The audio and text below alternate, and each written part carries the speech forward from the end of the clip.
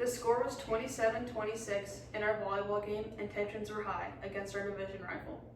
It was my turn to utilize my route to run to create hopes for a lead to occur and win the game. Points scored.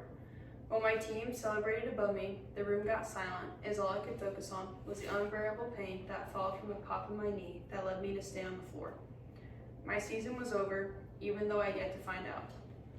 Hearing that I had torn my MCL, my world felt as if it was coming to an end. After a sports injury, more than 80% of athletes show symptoms related to PTSD, which is widely known as post-traumatic stress disorder.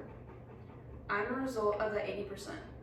I have suffered numerous injuries that continue to affect me mentally in my day-to-day life. Sports injuries may feel to some like a setback to recovery, but to others, it takes difficult experiences of acknowledgement, grievance, and coping to not only maintain the health of their bodies, but their minds as well. The three main points in the process that I found to keep my mental health strong when I was recovering were acknowledgement, grievance, and coping. Acknowledgement. Acknowledging the impact that an injury can have on one's mental health is crucial to recovery. When I suffered through my injury, I was told countless times that I would never get back to the level that I was at. This took an insane toll on my health, both physically and mentally. I was terrified that I would never be as good as I once was. I had to acknowledge that this setback was going to be one that I had never experienced before and would have to learn and adjust to so many things along the way in my recovery. By doing this first step in the process that I endured, I was able to accept a common ground of what I would eventually have to practice to grow stronger. Now that I have talked about acknowledgement, I'll begin to discuss grievance. Grievance. Many thought that I was being dramatic when I reacted the way I did when I was first told what my injury was. In the past, when I was told that I had fractures and sprains, I knew that I shouldn't get that upset, especially because I knew that I would get back soon to play the sport that I loved. This time, however, I knew that I would not recover the same. I began to undergo the second step of recovery, grievance. I began to grieve not only the sport that I would be losing for the season, but also the athlete that I once was. In previous injuries, I've been able to keep up my pre-injury body in shape, but in this case, I was not able to.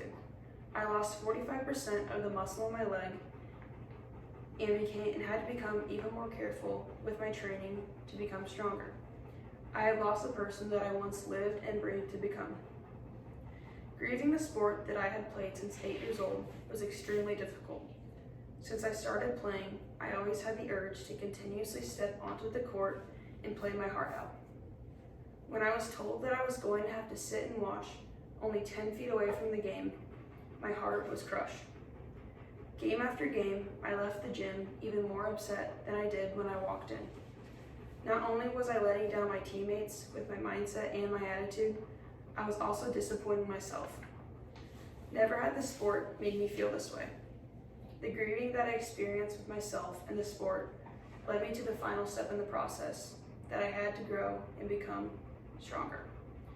Now that we have covered grievance, I will now talk about coping. Many people cope in so many different ways. I chose to push myself and my body to unbearable limits. Coping was the hardest step that I had to face when going through this process of healing. Knowing that I will not only have to watch my best friends and teammates play from a couple feet away started to eat at me. I thought that if I would just walk the track, I would become used to the pain in my knee. I was putting my body through an incredible amount of unhealthy stress that only sent me farther back into my recovery. Understanding and coming to terms with the answer that I would not be able to play that season was unbearable. I had to think of the different ways that I would combat the news and how to overcome it. I realized that I had to slowly allow my body to heal and to have an open mind with the amount of time it would take for me to get back to the athlete that I once was pre-injury. In the end, by knowing the different ways to overcome your mental and physical health to what might be a setback to one is never the same for another. Through the time that it will take to heal, remember that acknowledging, grieving, and coping will lead you in the right direction to success.